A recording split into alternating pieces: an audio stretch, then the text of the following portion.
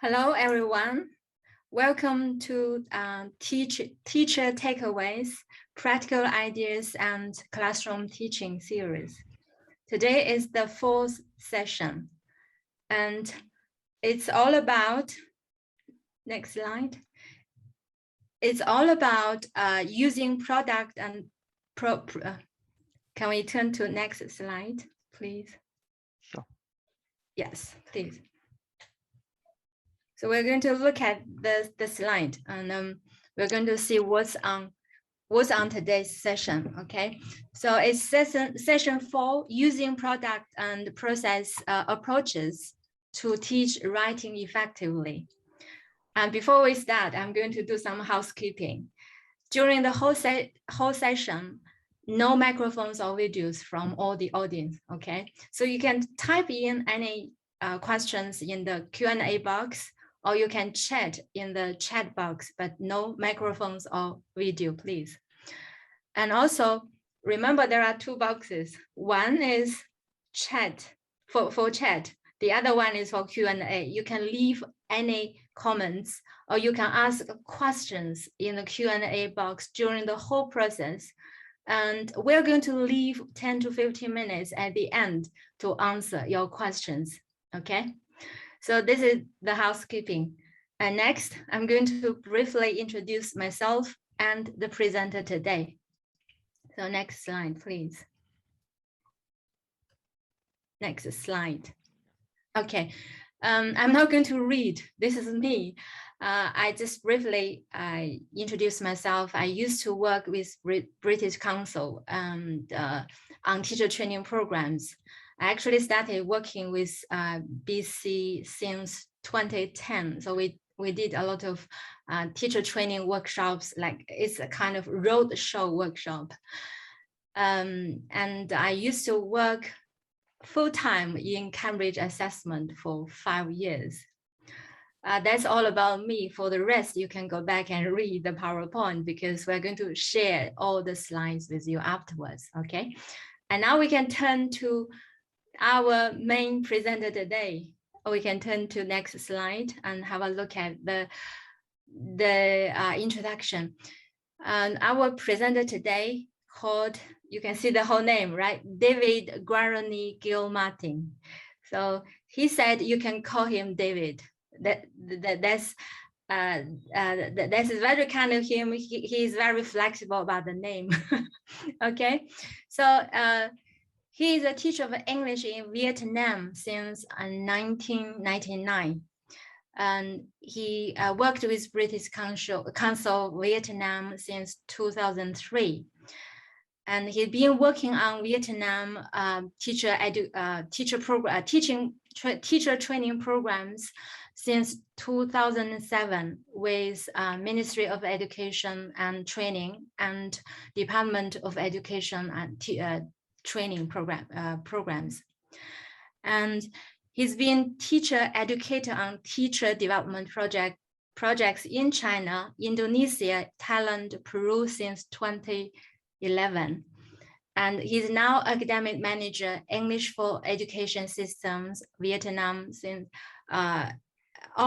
he's been an academic manager, English for Education Systems, Vietnam since 2020. So now we are very fortunate to have him on board today to talk about writing. Let's welcome David. Thank you very much, Jamie, and good afternoon, everybody. As Jamie has said, today we're going to look at writing and looking in particular at the products and process approaches to writing.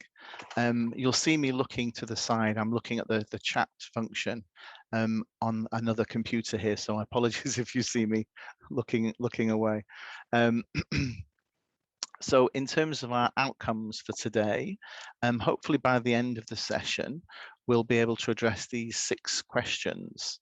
So in terms of writing generally, first of all, what are some of the challenges for us as teachers in teaching writing? I can already see in the chat, we have people from, as well as from China, we have people from Vietnam, and from Thailand as well. So it's great if, while I'm just introducing the learning outcomes, you can just say perhaps where you're from in the region, in across East Asia. So we're going to look at the challenges for us as teachers in teaching writing. Think about, why do we write? So why do we write as people? And also, why do students write? Why do students need to learn writing as a skill? And having done a brief introduction of those and addressed those questions, we're then going to look at what is a product approach, what is a process approach to writing, to teaching writing, what are the differences, and which approach or approaches we can use when teaching writing. As I say, we might find many similarities between our teaching styles, our teaching approaches to writing. And as Jamie said, we'll hopefully have about 10 or 15 minutes. I'll keep my eye on the time. Hopefully we'll have about 10 or 15 minutes at the end to answer any of your questions. And I will keep my eye across, try and keep my eye across the chat as well. All right.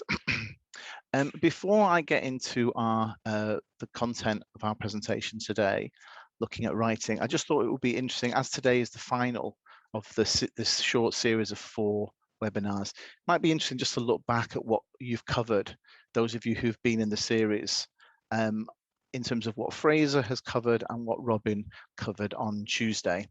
So a couple of weeks ago with Fraser, we looked at a range of activities, materials, or techniques, and Fraser introduced you to the concept of, when we're thinking about activities or new ideas, think about which ones we can adapt as a teacher, which ones we can adopt for our own teaching repertoire, and which activities or ideas perhaps we just don't agree with, we want to reject those.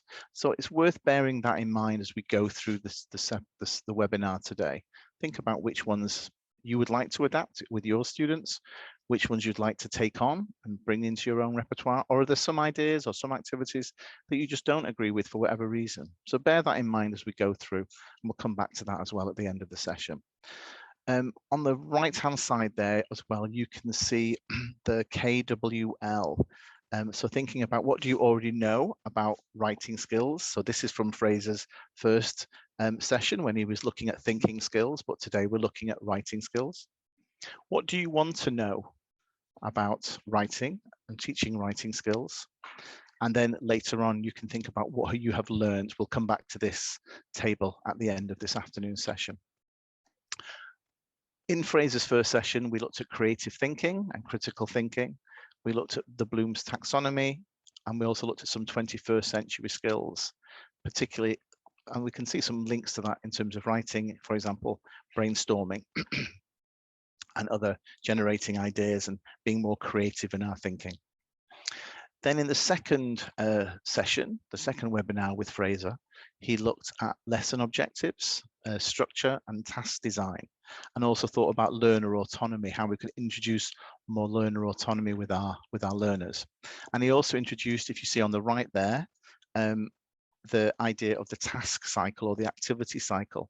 And we're going to come back to that idea as well. And he also introduced the idea of writing smart lesson objectives, making our learning outcomes or our lesson objectives more smart. And we're going to touch on that a little bit towards the end of our session as well.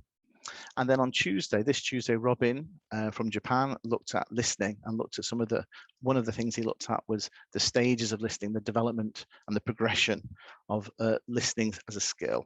So again, we can think about some parallels between that, developing that skill, and developing writing. Okay, so moving on to today, what are the challenges of teaching writing? So if you could, just for maybe 30 seconds, for you as a teacher, what are some of the challenges of teaching writing to your students? If you could just put 1 or 2 ideas, or just maybe one idea, one challenge in the chat box. I'll give you a few seconds to do that.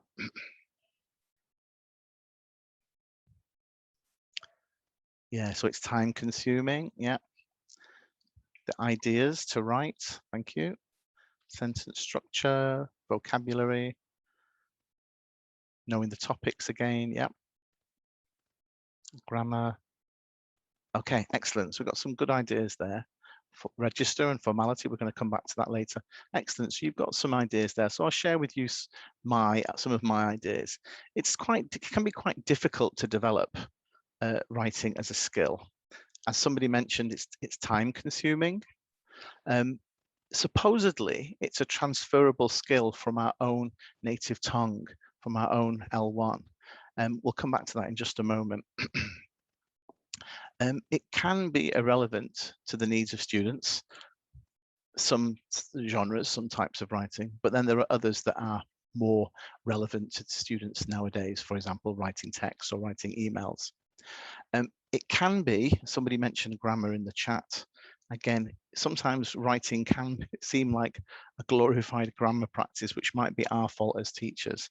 And as someone's just mentioned in the chat as well, it can be difficult to assess, and the assessment often is ineffectual. Yeah, and someone said there, students can think writing is difficult, and that's very true. I think writing it's not easy for us in our own language, in our own mother tongue, to master writing as a skill, let alone trying to master that in a second language.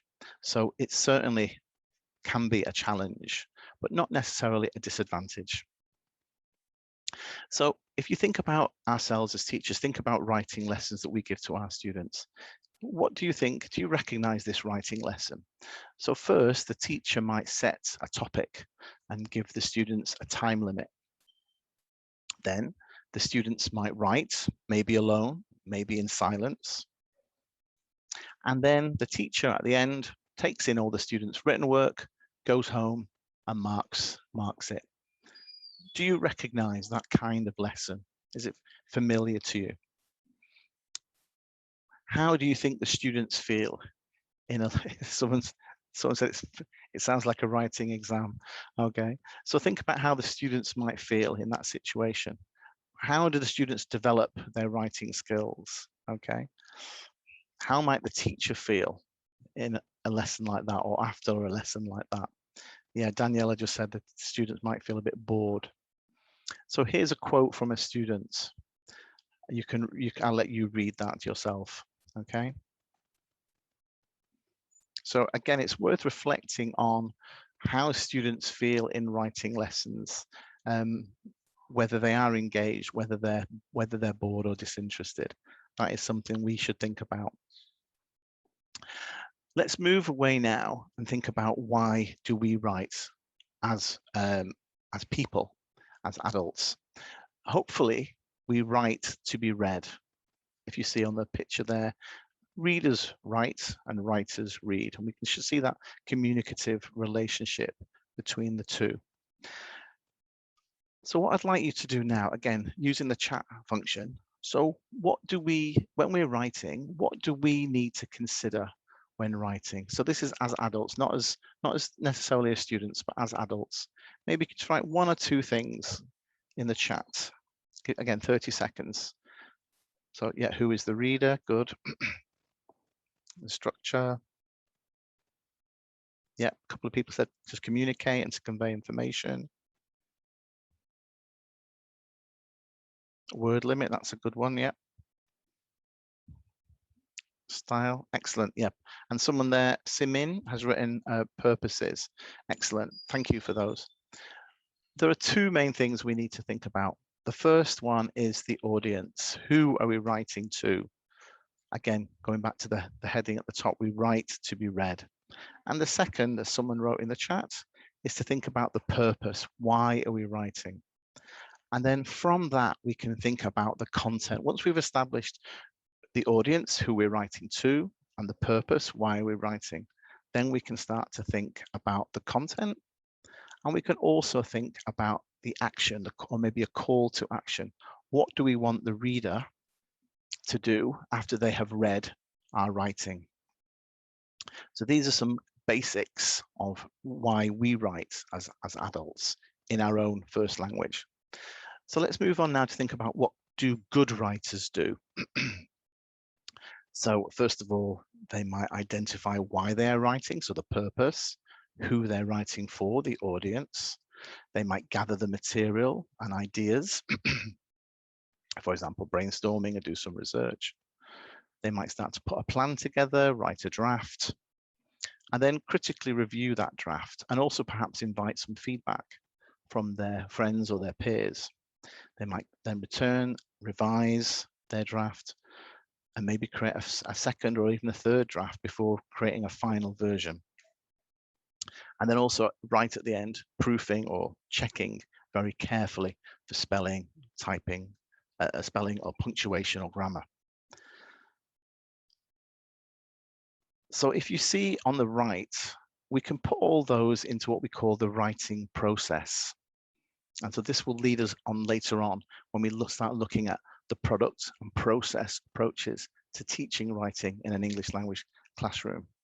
And I'll just leave you with a question there at the bottom. Think about how, for us as teachers, how could we incorporate some of these elements of the writing process into our lesson plans when we're planning and delivering our lessons to our students, and what impact these could have on our learners. We're going to come back to this slide later on in the session. Now let's move from how we write, why we write as adults, and let's start to think a little bit about why do students need to, or why do students learn to write? I've got a number of ideas here. Obviously, they need it for their education. They need it to prepare for tests and for exams. Somebody mentioned that in the chat earlier. Also, writing can be one of the most accurate measures of our students' language competence and their proficiency. Young learners are doing it more than ever. For example, writing emails, writing texts, using messenger services, okay? And it can help, it does help our students to consolidate their understanding of language and structure. And it can be both pleasurable and rewarding if it's done right, especially for certain types of learner. For example, those learners that might be a bit shyer or a bit more introverted and happier to do some work on their own. So those are some reasons why students need to or want to learn to write. We can also think a little bit more about the stages of writing. So we can think, first of all, at the very lowest level. Again, we can think about just writing a letter, what it takes to write a single letter. So again, we can think of some progression from a very young child, again, either in their own language in their L1 or in a second language in their L2, such as English. The first thing they have to produce is a letter. From that, they can then move on to producing words, text, short text at word level, then to create a sentence, then perhaps to a paragraph, and eventually to a full text. So we can think about those different stages of writing. And we can also think about different types of writing that help our students, our learners, to make that progression from single letter production all the way through to text, from being a very young child all the way through to being a secondary learner or an adult. On the right-hand side, remember, as Jamie said, you're all going to receive the PowerPoints afterwards, after the session. So on the right-hand side, you can see a range of activities, and you can think about how you could put those into a logical order, perhaps from like the lowest level of development through to the highest, okay? And also at the end, oops, you can't see. You're also going to receive some handouts. And on the second page here, you have a nice little activity that mirrors this idea here about looking at different levels or different stages of writing and what students need to know. You can try the activity yourself on page 2, and then on page 3 you have the answers, but don't look at page 3 until you've tried to do the activity yourself on page 2. Okay, let's move on. So again, going back to our students, thinking about our students, what do they need to know before they start writing? So as we said before, the two main things we have to think about are audience, who we're writing to or for, and purpose, why we're writing. Once we've thought about those two, we can then start thinking about the length of writing, the outcome, how much time we have, the information that we want to include in the our piece of writing, whatever it might be. Again, thinking about the reader, going back to the idea of audience, the register. Someone mentioned the register in the chat before. The kind of language we use depending on the level of formality or informality, how well we know the reader or we don't know the reader. And we can also think a little bit about the genre, the type of writing. And all of these will help us to lead to the structure and the content of whatever it is we're writing. Now, I saw someone in the chat as well before mentioned genre. So what I'd like you to do, just very quickly, again, in the chat, can you just write in one? I see we've got about 100 people on the call now. Can you just, again, for the next 30 seconds, can you just write in one example of a genre of writing? What do you understand of just one genre of writing?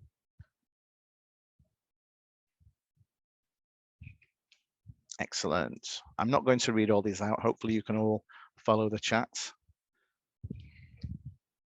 Yep.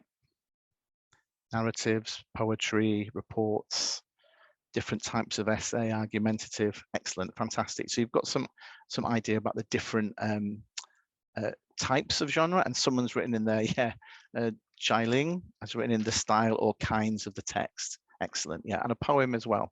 Yeah, thank you to whoever wrote poem. So you're aware of that idea of genre and different types of writing. So now we've spent a little bit of time, maybe 15 minutes, thinking about different types of some of the challenges of teaching writing and what is writing to us as adults. Now we're going to spend a little bit of time for the remaining maybe 25 or 30 minutes looking at the product and the process approaches to teaching writing.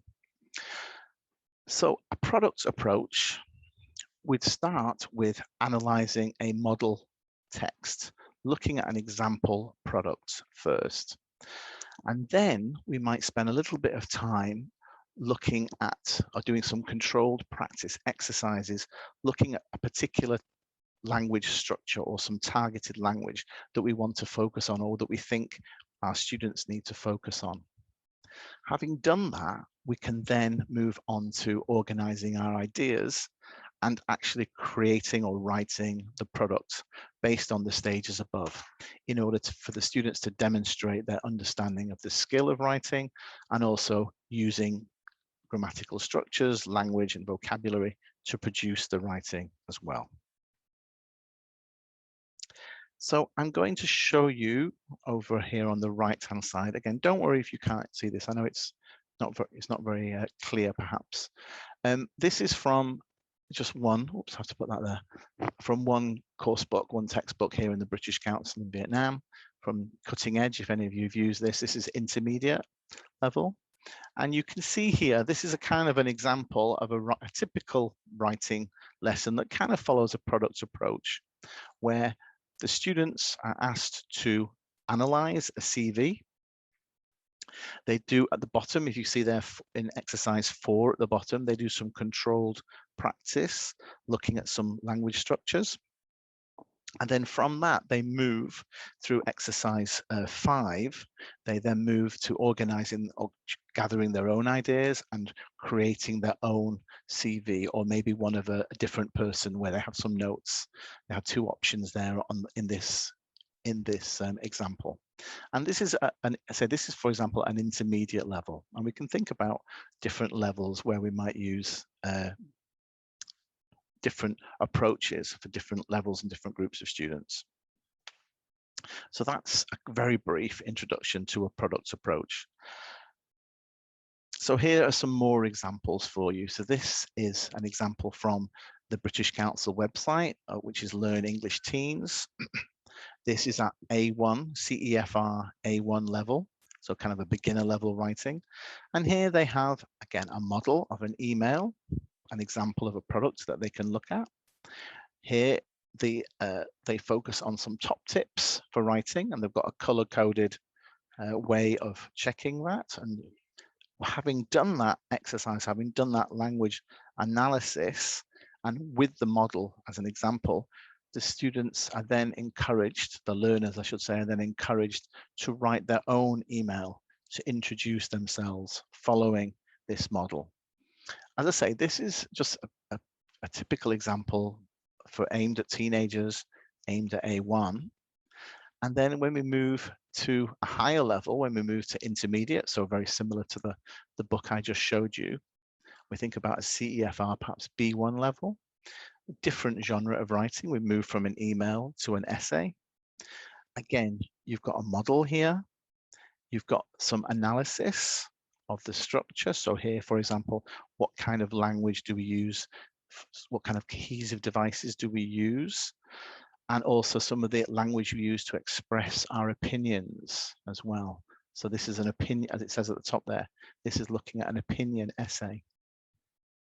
And then the learners are encouraged, having looked at the model, looked at the top tips and looked at the language analysis, to then spend some time and write their own essay. So those are just a couple of examples that follow a product approach to teaching writing. Other ways we can use this, other sort of techniques we can use, you might have guided writing. And over here on the right, again, we won't have time for this now. You can think about different resources for guided writing practice. And you can see the 4 different templates or styles here, and you can try to match those. So that's something for you to do as a little homework task. Okay, so that's the product approach, and we've seen a very brief introduction to the product approach. And now we're going to move on to the process approach and see what is that. And remember when I showed you the slide before about the writing process for us as adults in our own mother tongue as well as in a foreign language. Again, we have a number of steps, number of stages. The first thing we might do is to brainstorm or to generate ideas, to gather some ideas of what we're going to write about, bearing in mind we have already thought about why we're writing, the purpose, and who we're writing to, the audience. Then we can extend those ideas into notes. We might organize our ideas into some kind of structure. We're going to look at a couple of examples in just a moment. And then we might start to write a first draft. And this might, sometimes in class time, might be done in groups rather than individually. A next step might be to exchange those drafts with our fellow students, with fellow learners, getting them to read the draft writing as a reader and respond to that draft writing as a reader. Then the drafts might be returned to the writers, the original writers, either individually, in pairs, or in groups, and those students would have to improve their initial writing, their first draft, based on the feedback that they received from their peers, from their fellow learners. And then we might move on to writing a second or a third or a final draft. This could be done again, still in groups or in pairs, or maybe at this stage, maybe individual. And finally, and this is a really important stage, we might then exchange the writing again or display the writing so that the fellow students, fellow learners would have an opportunity to read each other's work, to comment, to respond or reply, both on the content and on the language. Okay, so that's one example of a process approach to teaching writing. So you see that there's like 8 stages here, but again, there's no hard and fast rule about how many particular stages. So on the right-hand side, you've got a simple drawing there that shows you moving from a pre-writing stage. So kind of stages 1 and 2 might be stages 1, 2, and 3, in fact, might be kind of pre-writing. And then the drafting stage, which would be stage 4 over here, writing a first draft. And then responding. So remember, we said we might exchange the draft with our peers, and then get some response, encourage some response to them, to those initial drafts, either on the content, on the ideas, and or on the language or the structure or whatever the teacher might decide. Then we go back to revise the drafts and edit them. So again, if you think about stages, in particular stage 6, okay, and stage 7, And then finally, this stage here, publishing. So again, there are different ways to publish the final piece of writing. And again, we've covered some of those in stage 8 there.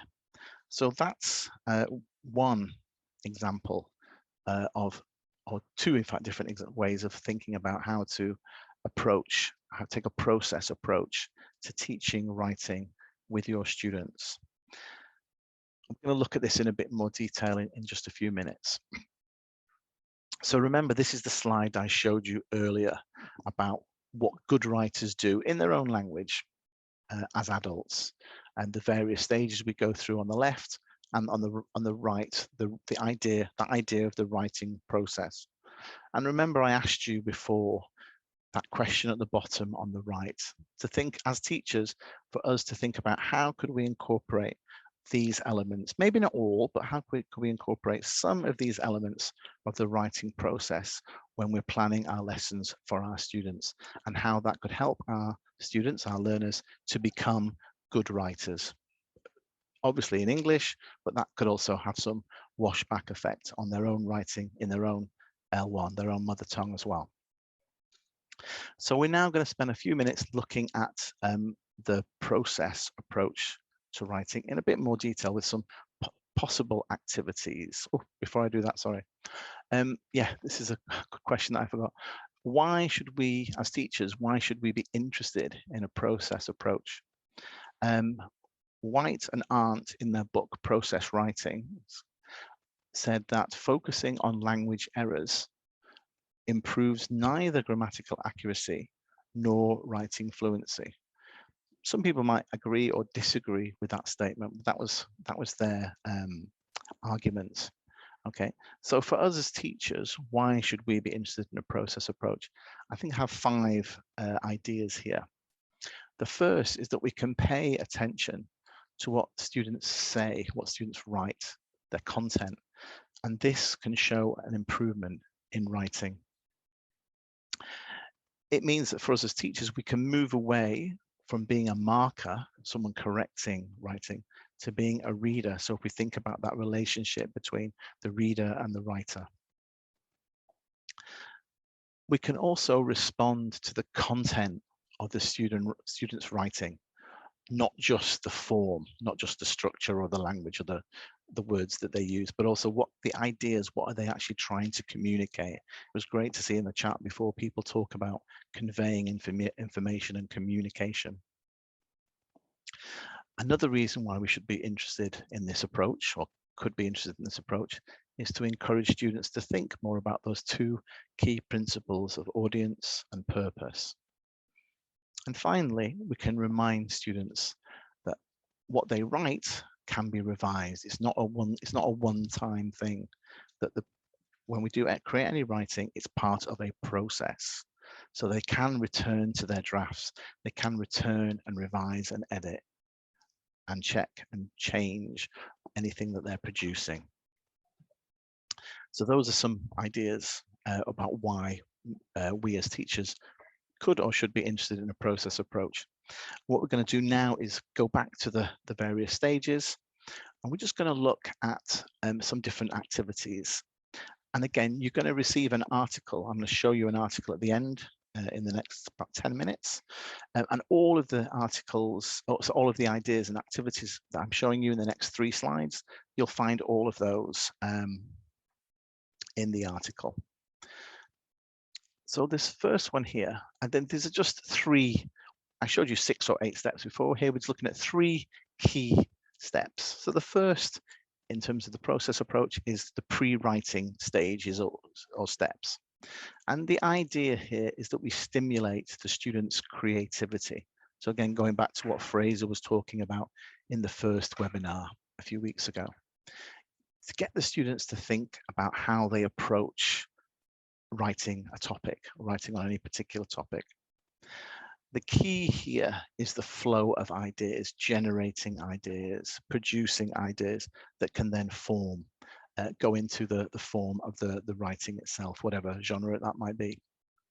So some activities might include brainstorming, some of the planning stages, different ways to generate ideas, for example, through some discovery tasks. Again, you can read more about these in the article I'll share with you in a few minutes. Another way to do that is through questioning. So again, if we could generate lots of questions about a particular topic, this can help us to focus on the audience and what might the audience want to or need to know. And then another technique in terms of pre-writing is for the teacher to start or to generate a discussion or have some debate, again, to help the students to think about topics and to develop ideas. So those are just some techniques that we could think about, or we could use, kind of mix and match in different lessons, different writing lessons, to think about the pre-writing stage or stages. We'll move to the second now. So once we've got those ideas, we can then start to think about focusing those ideas. Oh, sorry, I forgot to say. And over here, yes, on the right-hand side, you can see one, I'm sure you're all very familiar with, the mind map way of developing ideas for writing. The second key stage is focusing ideas. So here in this stage or in these steps, students write without too much attention to accuracy or organization. Of course, accuracy is important. Of course, the structure is important, but we're just getting them to start the writing process when they focus on their ideas.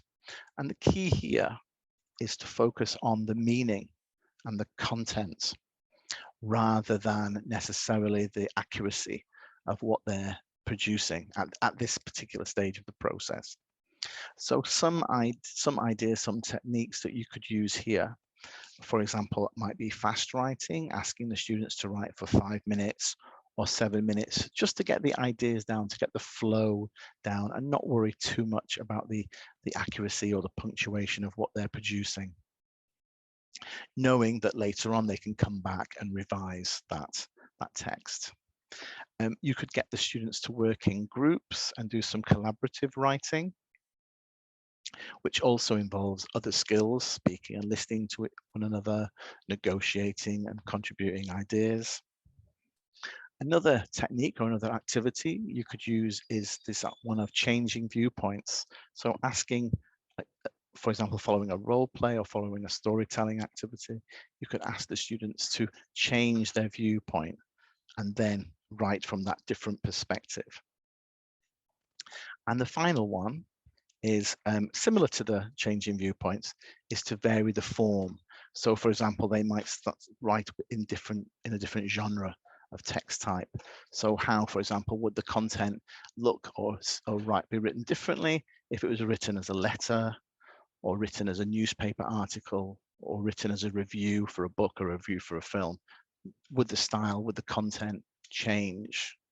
So again, there's different ways to focus the students' ideas there. And then the third area that we want to look at is this idea about structuring our ideas and editing towards the latter stages of a process writing lesson. So here we're starting to think about adapting the writing for the readers and getting ready to publish. So that idea I mentioned before about publishing our writing to be read by someone. So the key here now is we start to focus, I'm sure we were before, but we focus even more now on form and on accuracy of what we're producing. So again, a number of techniques might be ordering, so taking the notes, taking all the ideas and organizing them into a logical sequence. So for example, starting with what information is known to the reader and then moving towards perhaps introducing some new information. Another activity or technique is self-editing. Again, as a good writer, to develop that skill of being a good writer, we need to know how to be able to assess and evaluate our own language and improve our language through checking. And this will certainly help the students to become better writers. Also, another technique or activity you could use is peer editing. So again, getting the students, as I mentioned before, to exchange their writing with their friends and give comments, maybe on both the content of what they're writing, but now at this stage, also on the form, the language, the accuracy of what they're writing. And finally, we mentioned before the idea of proofreading. So that final check to make sure that we dot every I and we cross every T in terms of spelling, in terms of language and grammar, in terms of punctuation. So those are some ideas in terms of the process approach. And I showed you before some course books. I showed you the cutting edge one before. I'm going to move from before I looked at intermediate, cutting edge, and now I'm going to move to upper intermediate level. So you can't see because of the backdrop. So it's interesting for me that at the beginning of this book, as we move, sorry, you can't see, but here in the very first module, there's a real clear focus on the process approach to writing, and it introduces, it says 4 steps to better writing, and it includes many of the things that we've talked about so far this afternoon. So we only have about 5 or 10 minutes left, so we're going to start moving towards comparing the product approach and the process approach to writing. On the right hand side there, you can see a summary of some different some of the benefits, some of the advantages of the 2 different approaches. So the process approach can be seen to be in some ways similar to a task-based learning approach, which again Fraser touched on with you a few weeks ago. In a process approach, students are given a lot more freedom, but they're still focusing on the end product, but the way that they reach that end product is quite different from the product approach. But the aim at the end of the day is to try and achieve the best possible product, albeit by a different means. And the difference again with a process approach, with a product approach rather, they have a model and they're trying to imitate that model, that product. Whereas in a process approach, the end product, the look and the feel of that end product is not preconceived. It's for them to come up with their own idea. So those are just some differences. And I say, if we had more time, we could go through and compare the table and the ideas in the table on the right hand side. But I hope from the session so far, you can recognize the differences there between the 2 approaches. So which approach to use, product or process? Well, it really depends on you, the teacher, us, the teachers, on our students, on our students' needs at different stages of their progression and development as language learners, on the genre of writing that we're practicing or developing, and also on the time we have. Again, one of the first comments in the chat was that teaching writing is time consuming, can be time consuming. So we do have to bear that in mind. In terms of a product-driven approach, that might be best suited to genres of text which are much more formal perhaps, where there's a certain structure that's expected. So for example, letters or emails.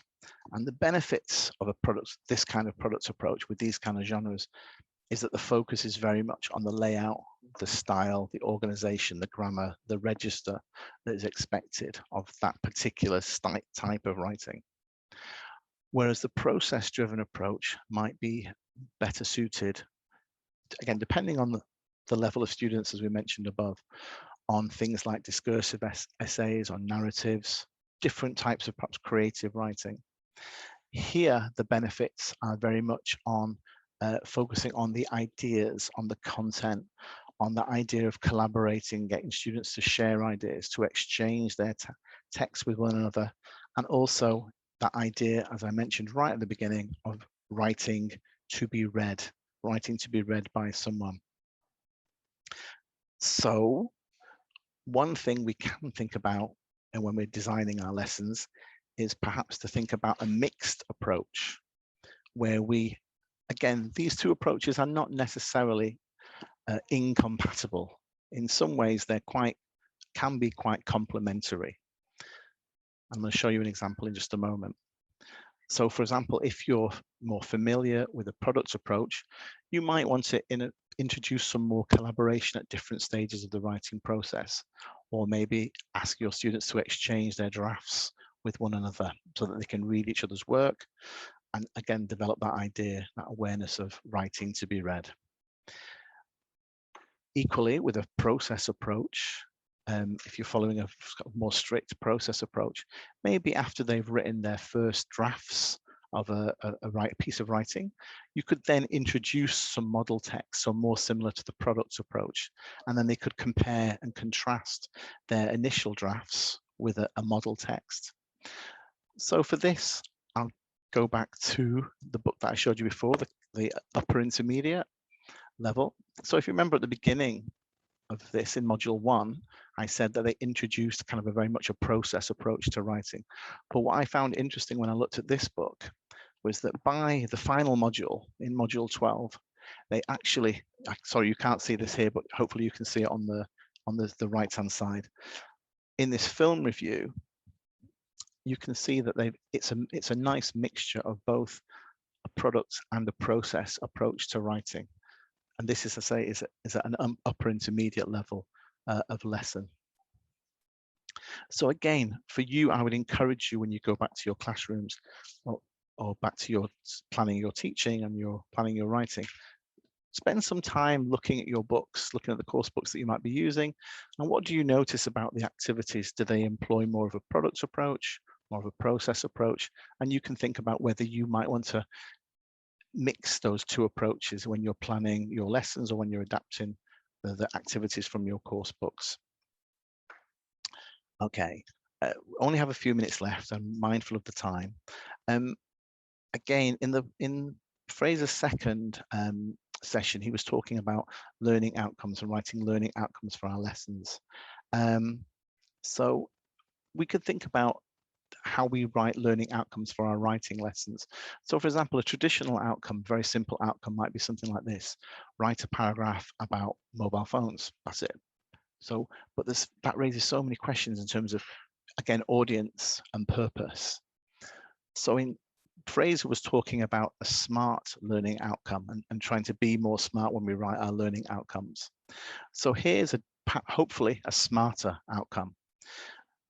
The same task, but we change it. We change the outcome so that instead of just writing a paragraph about mobile phones, the students have to write an email to a friend. So again, they know the genre, they know the audience, and also telling them what you like or what you don't like about using mobile phones. So now they have hopefully a clearer purpose as well.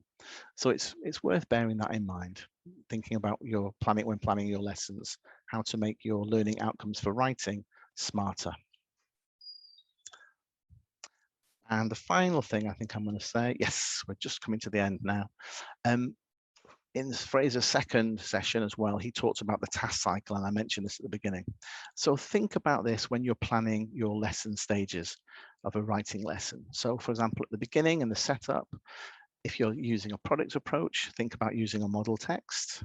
If you're using more of a process approach, think about how you can get your students, generate interest, your students' interest in the topic and get them to brainstorm some ideas, some content that they can use in their writing later on. When you come to the doing stages of a lesson, writing lesson, if it's a product approach, this is more likely to be a linear approach, whereas if it's a process approach, there's more likely to be some recycling of those stages. Think about the drafting and editing stages and exchanging with each other. But again, note that does take more time. And then the feedback, this is very important, is that the feedback shouldn't just come from the teacher and shouldn't just be correcting grammar.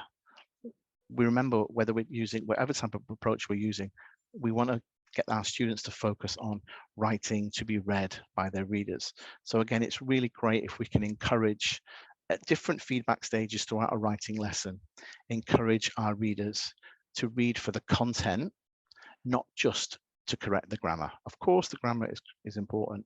Of course, the grammar and the structure are important, but we want to read both for content and for language, for content and for structure. So again, think about how you can use and apply that, the task cycle. Okay, so I mentioned, we're coming to the close now. I mentioned at the beginning, most of what I've shown you today and what I've shown you today is taken from two articles that you can find on the Teaching English site. So I will try in a moment when we do the Q&A, I'll put these links in the chat for you so that you can see here. The first one is a comparison of products and process writing. And there are really, I think, three key takeaways from this article. One is that there's no right or best approach. The approach you choose can depend very much on you and your students and their needs.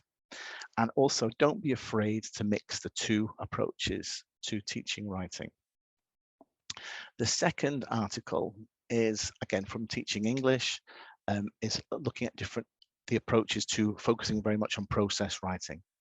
And the three key takeaways for me from this article were looking at the changing roles, how we change the roles between teachers and students in this kind of lesson. We've talked already about the three key stages of pre-writing, focusing ideas, structuring and editing, but note that it can take more time and more effort. And also the importance of feedback is really important in the process writing approach. And then the final article here is looking at planning a writing lesson more generally. And again, there are three key takeaways here in terms of what is genre, the different stages to consider, and also establishing the value of peer evaluation, getting the students to peer evaluate each other's work. I'll put those links in the chat while we're doing the Q&A, hopefully.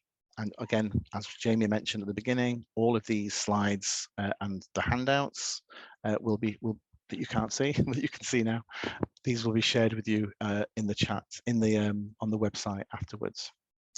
So again, if you remember at the very beginning, I shared with you a phrases KWL chart. So again, think about from today's session, what are your key, I've shared some of my key takeaways from those three articles. Think about what are your key takeaways at the end of today's session.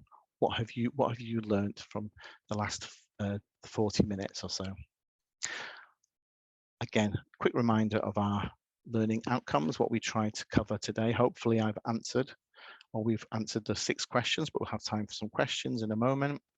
And yeah, think about what was your key takeaway from today's session. And as I mentioned right at the beginning, is there anything that you want to change when you're planning and delivering your writing lessons? What do you want to adapt? What do you want to adopt? Or is there anything that you don't want to use that you'd reject as a result of today's session? And that's it. It's time for Q&A, so I'll hand back to Jamie. Hello, thank you, David, for the wonderful session. And now we are going to take some good questions from the audience, and we got really good questions now. And the first one for you is from Patron Kuna. Maybe I didn't pronounce the name correctly, from Thailand, I can see. The question is, I like the idea of peer assessment, and I sometimes did that with some tasks like writing emails. However, some students were not really confident to give feedback to their friends as they are lower level students. How can I improve that? Yeah, that's a great question. I think the key there is to think about the rubric that we use. So the criteria or the rubric that you give to the students when they're drafting their writing can be the same criteria that they use when they're assessing the writing as well. So again, don't give them 2 different rubrics, one for writing and one for assessment or peer evaluation. Try to give them the same criteria for assessing, and hopefully that will give them a little bit more confidence and a little bit more support to know which areas they should be focusing on. So for example, at different stages of different lessons, you might ask them to focus more on content but that might, as you said, might be more challenging for some lower level students. But you could certainly ask them to focus on spelling or grammar or punctuation or whatever target language you're looking at in that particular lesson, or on either side of that particular writing lesson. So there are different ways to deal with that issue with different levels, with mixed ability classes and mixed ability students.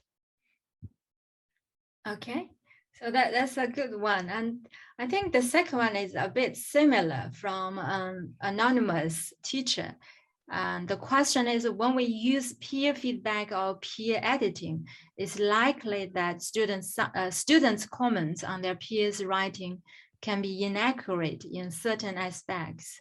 Is there any way to handle it or to guide students through this process?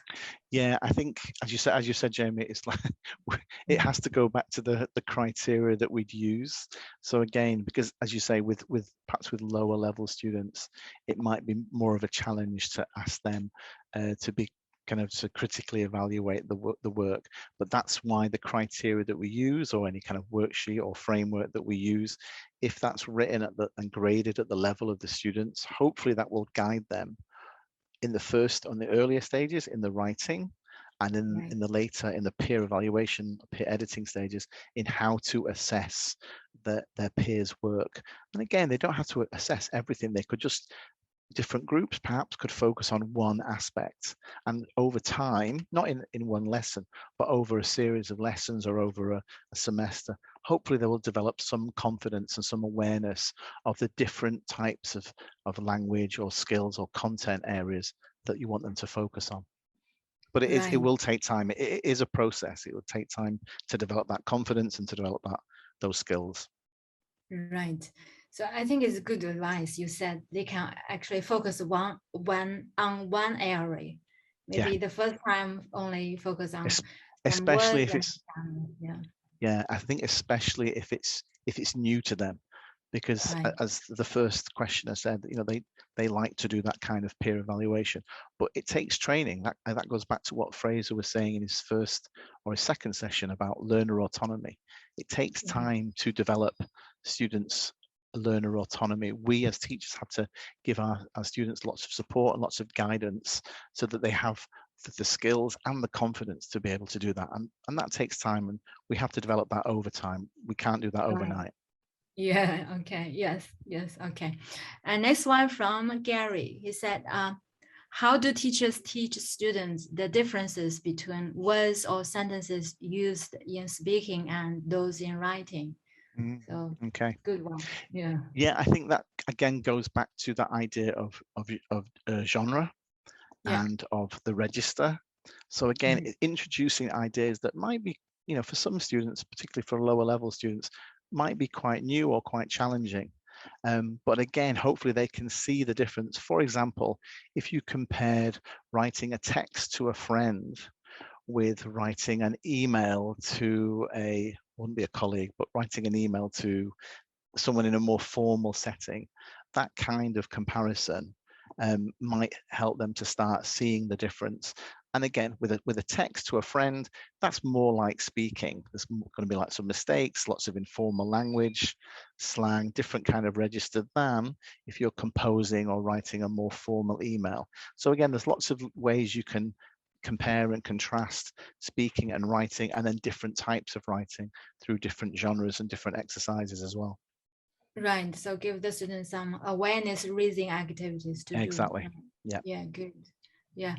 Here's one about China, especially from Sihui Wang. The question is, Chinese students need to write an end to a story, to write an end to a story in the college entrance examination. They need to write at least 150 words, 2 paragraphs. The starting sentence of each paragraph is already given on their test papers. A lot of students find it difficult to write in such limited time. What should we teachers do for our students to help them improve their writing skills? Yeah. It's a very specific one. It's very specific. Yeah, I'm not that familiar with that particular task. I mean, again, that is something that would have to be developed over time. Right. not It's overnight. like guided writing, you know, the first paragraph, first sentence is given already. Yeah, I think that's an interesting way to make that comparison, actually, Jamie. Yeah, I mean, again, I think if it was me, if I was given that exam preparation class, I would think about, again, using the stages that I've shown in the process approach, but doing that over a series of months. So maybe, again, looking at the template, looking at a more product approach at the beginning, looking at the guided writing first, and then maybe later on bringing in more kind of a process approach, generating ideas, maybe some of the fast writing. Okay, and then from the fast writing, then returning to the editing and thinking, okay, you've got the ideas, but you haven't got the structure, you haven't got the accuracy. So now we need to work on the accuracy. And then again, working with time as well, because as you say, they have in this test, they have very limited time to produce a certain length of writing. So again, take the process, but rather than using the process approach in one lesson, use that process approach over a series of weeks or months in that kind of very intensive exam preparation lesson or course rather. Right. Yeah, that is a very good, you know, piece of advice for the Chinese teachers who want to teach the students. I think it's not just. I think it's not just teachers in China. I think it's any kind of exam preparation. If it's an IELTS exam or a Cambridge exam, wherever, they all have slightly different criteria and different structures that are expected. So again, it's about, as you said, raising awareness with the students of what are the criteria on which their writing is going to be assessed. So by using those criteria, both to draft the writing and to assess each other's writing, you're building that awareness, building that competence, and building the confidence as well. But as I say, right, as we said at the very beginning, writing takes time to develop, both for the teachers and also for the students. Right. So they need to adapt, adopt, and reject something. Well, hopefully they're not. Hopefully they won't reject. But right. Okay. It depends. Right. Well, we still have a few questions. Maybe we're running out of time, but maybe we choose some to answer, and later for the rest we haven't covered, and we will put it in written forms so they can download. Okay. Yeah. So one from. There's another one from an anonymous teacher said, any recommendation for teaching students writing online due to COVID pandemic? Yeah, I'm glad someone raised that, actually. Again, I think there's we found out over the last 18 months, there's lots of different apps and techniques. I'm more of a manager now than in the classroom, unfortunately. So I'm not as familiar as perhaps some of the teachers out there. Maybe they can put some ideas in the chat themselves. But certainly things like, you know, Google Docs or Padlets and those kind of things. That's one of the possible benefits of the last 18 months is that as we do more and more things online, perhaps some of that writing and some of that collaborative writing can take place outside of the class time through using digital and online tools. So there's great opportunities there, I think, going forward, because often in the class teachers say, oh, I haven't got enough time to take a process approach and do lots of collaborative group writing. But now, as we're doing everything online, we can, in the face-to-face class time, we can set up the activities, and then we can ask our students to use the digital tools that they're familiar with, probably more familiar than me. They can use those tools to collaborate asynchronously, kind of offline, and then submit those to each other in class, in a follow-up class, or in a future meeting. So there's different ways to think about that and to make good use of digital and online tools, certainly. Right, good.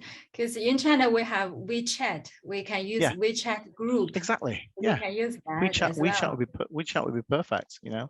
Right. And again, just making it clear that okay, you're on WeChat, but you're not sending a text to a friend.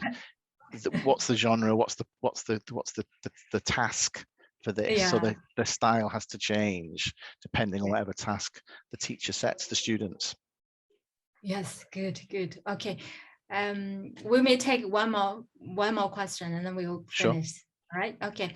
So there's a question from an anonymous teacher said, how do we help English teachers who prefer to think and write in their mother language to come up with authentic English learning content.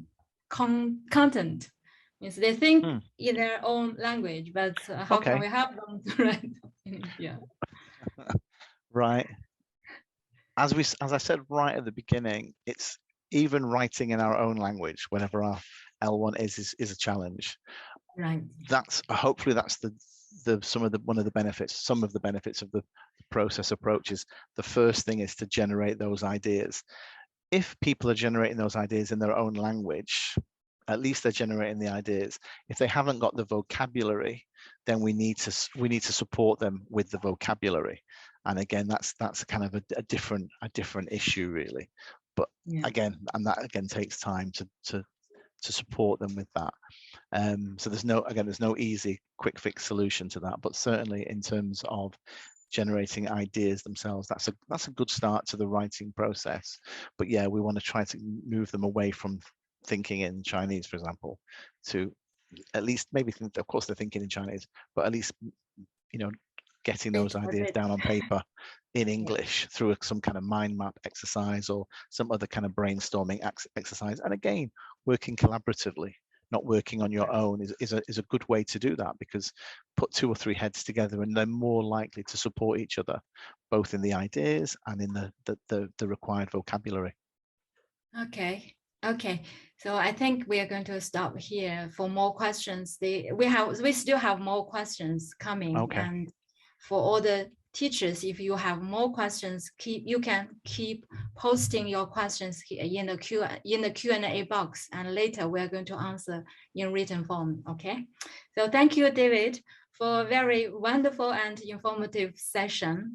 And you know, David covered a lot of challenges we faced in teaching writing, and also he gave us a lot of solutions and practical ideas and all the materials he wanted us to check. Later you will have all the links, right? And so I hope we have a lot to take away from these sessions. And today is the last one of this series, right? The last one, yes. Right. So if you look at the screen, you can see you can have all the downloads for free within 7 days. And we're going to post the link here in the chat box, right? So you can click on that. Yes. And also you can scan the QR code on the screen as well. Okay. So thank you for the wonderful session, and thank you everyone for joining us. We're going to end this session today. Hope you can follow us with other, you know, useful information on British Council website. Bye for now. Thanks, Jamie. Thanks, everybody.